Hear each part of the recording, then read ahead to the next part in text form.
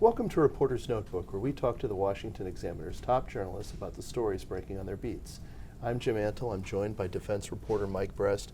Mike, we had a major terror strike, the first of its kind that we've seen since the U.S. withdrawal from Afghanistan. What was President Biden's update for us on the war on terror? So on Saturday, the CIA launched a strike from the air, and it targeted the head of Al-Qaeda, Zawahiri.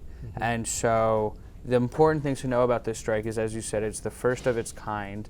The administration, when they withdrew from Afghanistan, said that they were relying on their over-the-horizon capabilities, right. Which essentially means their ability to strike targets without actually having people on the ground. Right. Because they withdrew, they believed that they had the ability to track all of everything necessary, get all the intel necessary to launch these strikes without having anyone there. Right. And so the administration touted this strike as an example of why this is a successful or proven strategy now. Mm-hmm. That being said, the other aspect of this strike that the administration is sort of not recognizing to the same extent is that Al-Qaeda is clearly living freely amongst the Taliban regime. Right. Zawahiri was found and tracked and located to a house in Kabul in an area that a lot of Taliban leaders live in. Mm-hmm. So it really does show, and the U.S. and the administration really promoted this aspect, is that he was there with direct knowledge of the Taliban. Right. Against the Doha Agreement that the previous administration signed, against the agreement and the good faith withdrawal that the administration said that they had. Right. And so now there are a lot of people raising alarm bells about the fact that Al-Qaeda is clearly allowed to grow and potentially prosper in a Taliban-controlled Afghanistan. So on the one hand, it sort of resets the whole debate that we had when we left Afghanistan a year ago. So on the one hand, the Biden administration is saying that based on this and some other strikes that they've carried out in other countries, we don't necessarily have to give up on the war on terror by not occupying countries with thousands of troops for decades upon decades. But the concern that a lot of people have, particularly in Afghanistan, is without the American presence, you have a large spread of Al-Qaeda, and it's very clear that they pretty much, under the Taliban, have the run of the place. Absolutely, that's exactly right. And so now a lot of Republicans in particular are making noise about this, talking and demanding the administration to put forth what they describe as a more realistic plan on how to combat counterterrorism, or how to fight counterterrorism in Afghanistan without boots on the ground, because we know that it took almost 12 months, almost a full year since the withdrawal for the U.S. to actually gather enough intel to launch even its first strike. Mm-hmm. And we know from some of the details the administration provided to reporters that they'd been gathering information on him for months. Mm-hmm. And so it really did demonstrate that they have this ability, but just how much effort's required to sort of launch one of these strikes without anyone there. Mm-hmm. So House Speaker Nancy Pelosi made a visit to Taiwan, was very controversial. Certainly the Chinese government, Communist China, their government wasn't very happy about it. Our government sent somewhat mixed signals about how happy we were about it. Talk a little bit about what was at stake here.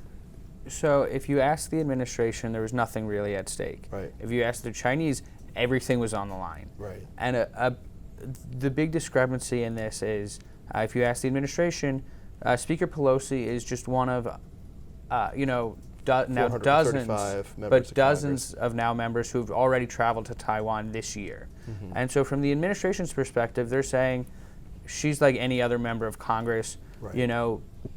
We've had at least 2 CODELs, or congressional delegations, to Taiwan this year alone, right. And it didn't raise these flags with the Chinese that Speaker Pelosi has. Right. Now, if you ask China, their perspective, they say that this is a violation of the One China policy that the U.S. promotes, and all of the governing documents that the two countries have agreed to. The Chinese say that Pelosi's visit is in violation of that, while the U.S. says it isn't.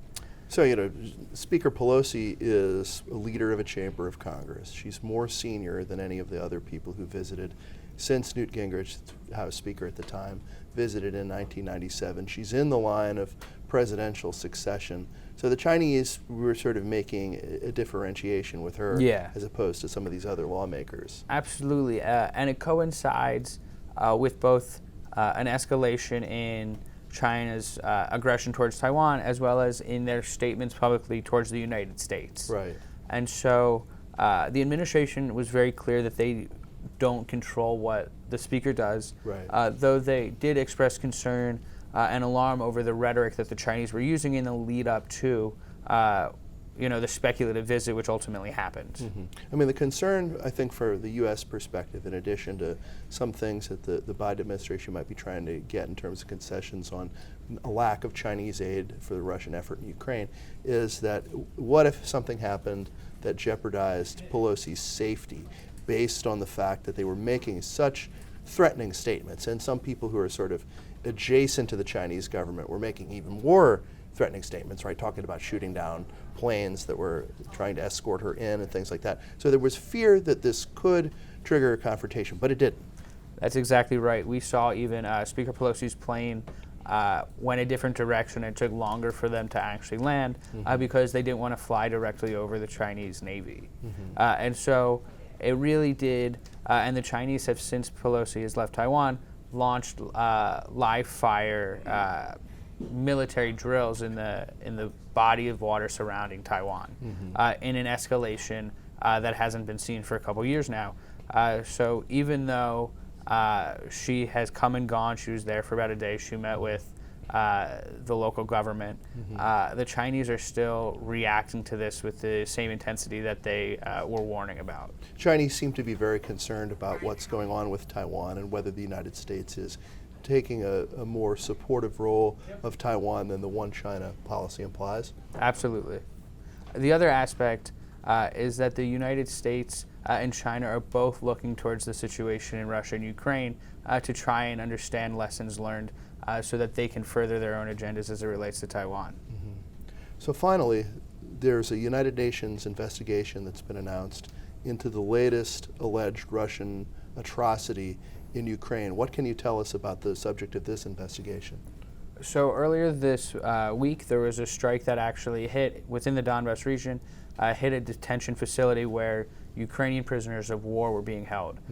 We don't have a confirmed death count, but we know it's above 50, with dozens more that were injured.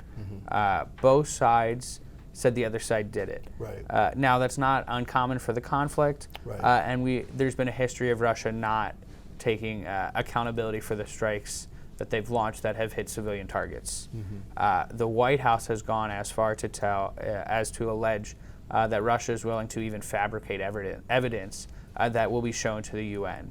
And so it'll be very interesting to see how this investigation plays out, considering this isn't the first strike that is resulting in this type of criticism or investigation. So it is similar, though, to some past allegations where the international community seems fairly convinced Russia did it.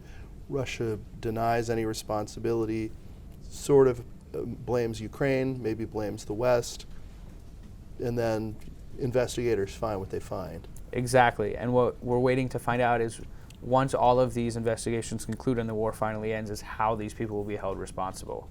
Thank you, Mike. You can read Mike and the rest of our national security team's coverage at washingtonexaminer.com.